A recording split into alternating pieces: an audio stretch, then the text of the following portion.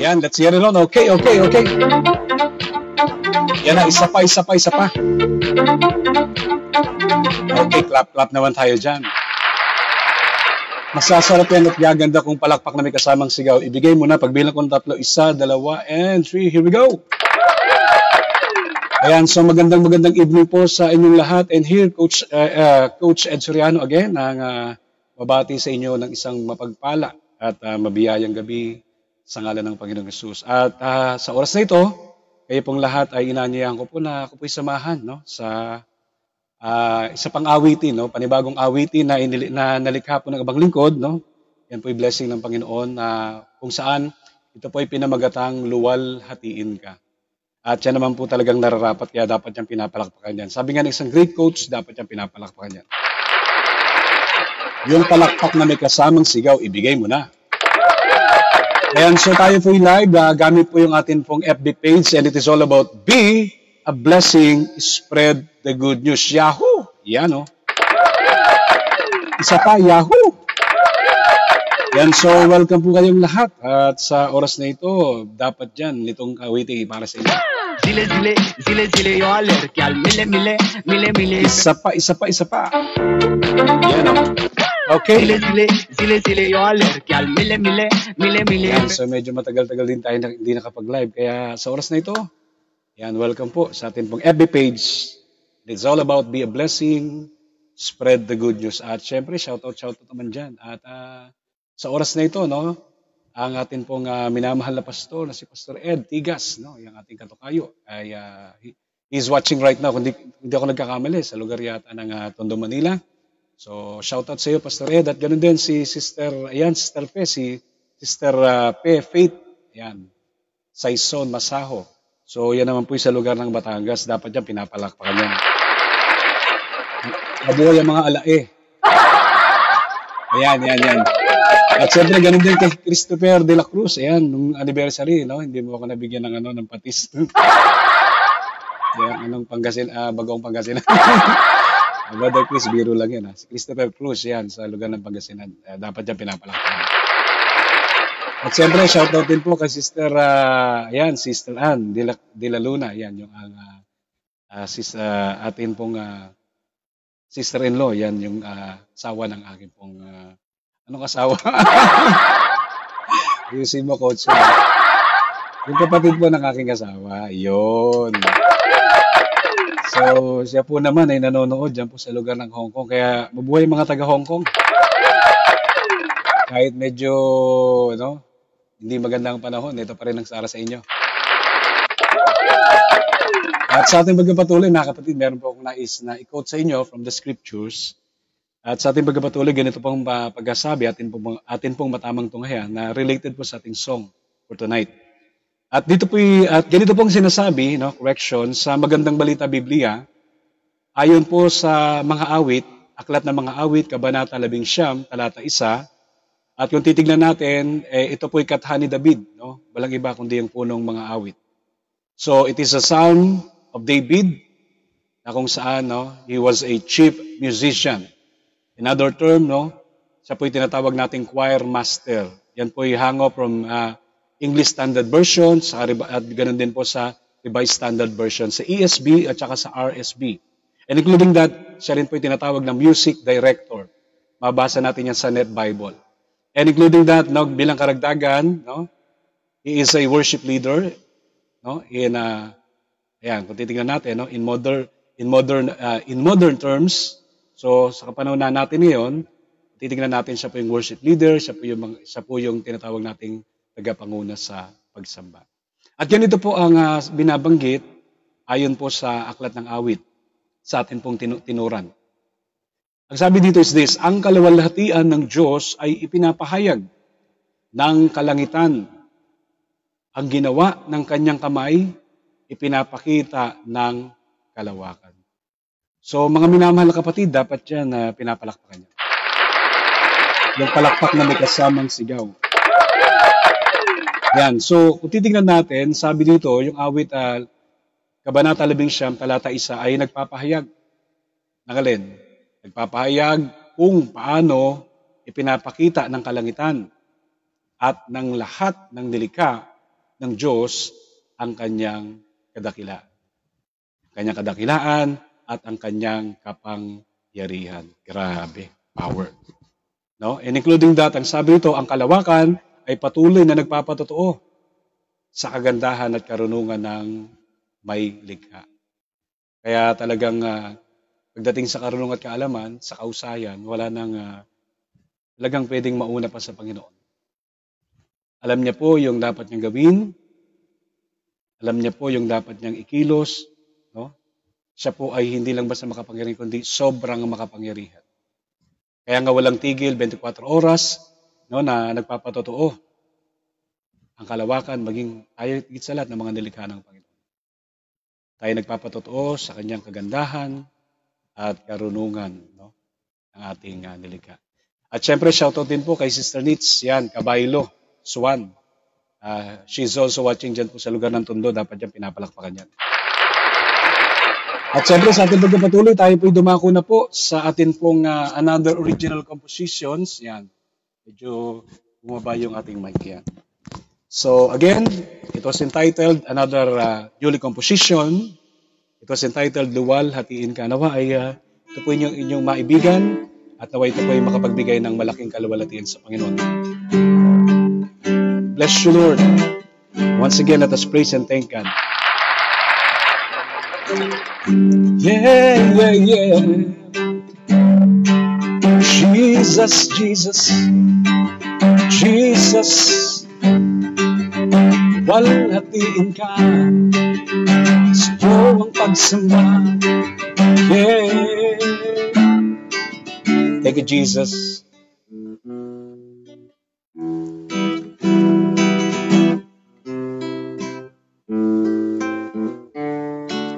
Natin ang Lord.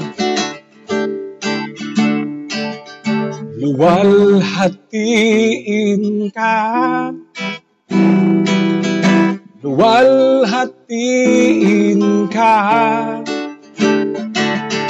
luwalhatiin ka, O Diyos na lumikha.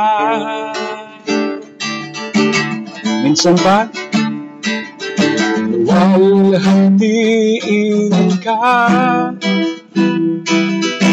walhatiin ka,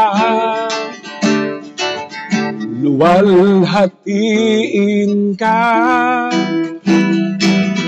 O Diyos na lumikha. Sabi nga po sa witong ito, pagsambay alay sa iyo,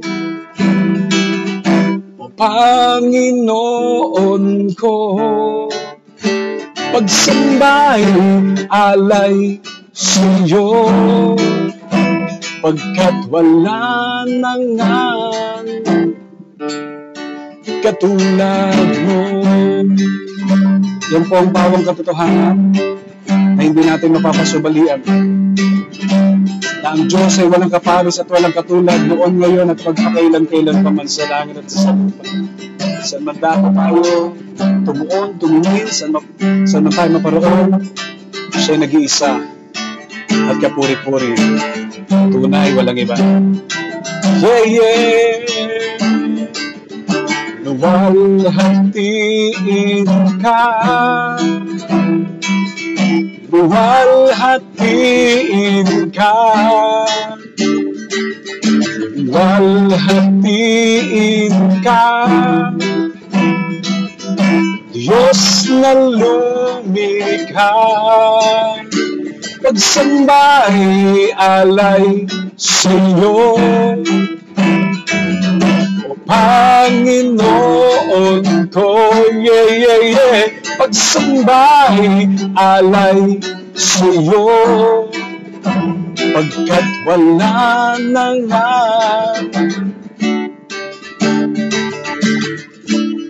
katulad mo. Yeah. Pagsambay alay sa iyo, O Panginoon ko, pagsambay alay sa'yo, pagkat wala na nga katulad mo. Pagkat wala na nga katulad mo. Pagkat wala na nga katulad mo. Pagkat wala na nga katulad mo.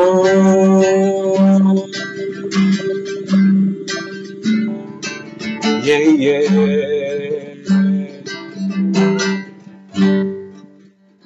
Ayan, dapat siyang pinapalakpakan niya.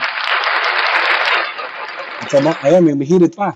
I like it, I love it, I want some more. Ayaw papigil, ayaw paawat. I like it, I love it, I want some more. Ayan, so again, super thanks po sa inyo po panonood at pakikinig. At syempre, shoutout din po kay brother, kay brother Harry Lara, dapat siyang pinapalakpakan niya. Yung palakpak na may kasamang sigaw, ibigay mo na, here we go. At syempre, hindi naman mawawala din dyan. Yan, atin na rin pong ina-acknowledge at super thanks din po sa inyo panonood at pakikinig. Yan, kay sister, kay ate Tata. Yan. So, she is also watching sa labas ng bansang Pilipinas. Di ko po alam kung yan po sa Canada. Yan. So, shoutout din po sa inyo, sa inyo, no, sister Tata. Dapat siyang pinapalakpakan yan. Okay, at syempre, no, sabi nga po, no, nais ko lamang pong banggitin yan. Talking about yung sinasabi nating kalawalatian ng Diyos, no, yung kanyang, yan. Okay.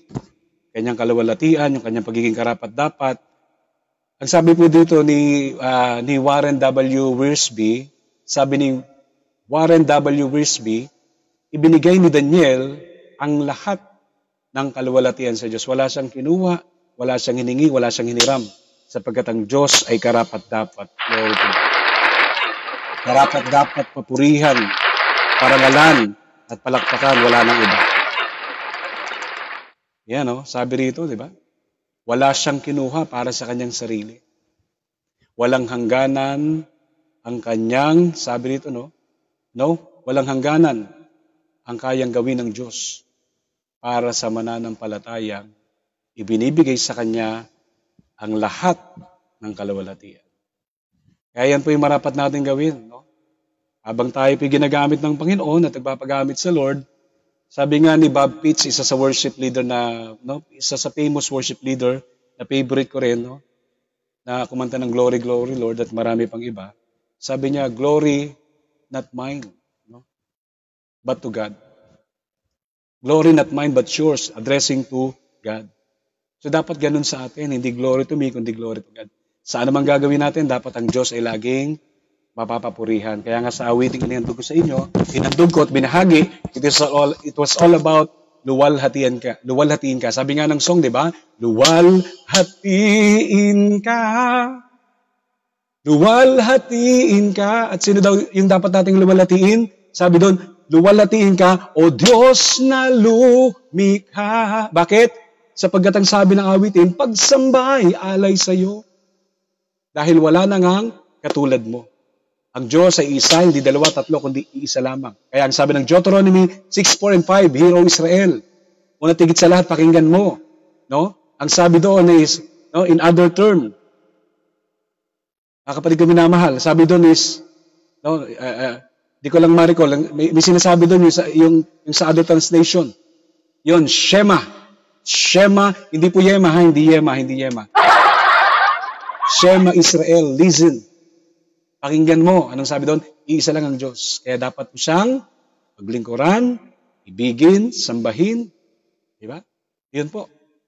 At syempre, shoutout din po kay Sister Beth, dyan sa lugar ng Bulacan. Dapat niya pinapalakpakan yan sa Marilao.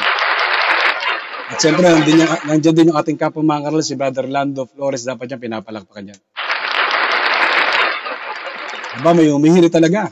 I like it, I love it, I want some more. Yan. So, again, super thanks po sa inyo pong panonood at pakikinig at nawa ngayong gabing ito tayo po napagpala sa pamagitan po ng another song, another original composition na ibinahagi ko po sa inyo. So, tayo pong lahat ay may kanya-kanyang talento, may kanya-kanyang ibinigay sa atin ng Panginoon, magamit natin para siya po patuloy na maluwalhati. No? So, unleash our potentials. Ano man binigay sa atin ng Panginoon, cultivate natin at hayaan natin na ito po ay laging magdala ng kaluwalhatian sa Panginoon. Sapagkat ang taong gagamitin ng Diyos ay yung nagtatago ng kanyang sarili. Hayaan natin ang Diyos ay laging maluwalhati. At kapag ang Diyos ay naluwalhati sa buhay natin, yung higit pa sa pwede nating asahan ay gagawin ng Diyos sa buhay ng bawat isa sa atin. So nawa ngayong gabi ito ang pagpapala ng Panginoon laging sumaating lahat. And here again, si Coach Ed Soriano, a.k.a. Soren Legazpi, ang magandang lalaki ng kaunti. Yan, sa umaga, sa tanghali, sa gabi, Edikyaw. May ganon. Pagbigyan nyo na. So, again, kung nais pong support sa akin pong ginagawang ito, nakakapalik mo naman sa ating pag-vlog. Yan, sa ating pong ginagawang live through this FB. So, you can send star as your support. You can support me by sending stars. Kung nais nyo magpadala ng between, ng araw, ng buwan, yan, may ganon. So, feel free to do so. At ang Diyos na pong magpala sa atin. At naway patuloy nyo rin pong sabaybayan yung ating pong FB page na ito. At tayo pong lahat ay welcome na mag-share dyan ng Word of God. Basta good news. Sapagkat tayo ay mga good newsizers, evangelizers. Good news lamang po tayo. Walang fake news. Diba? Yan ang gusto ng Panginoon. Laging good news para yung mga nakikinig, amen, ay patuloy na maging good. Ang kanilang kondisyon, ang kanilang isip, at pati na rin ang kanilang ating mga gagawin. At dahil dyan, God bless you more and more in Jesus' mighty name. At isang malaking super thanks sa inyo pong lahat. Amen.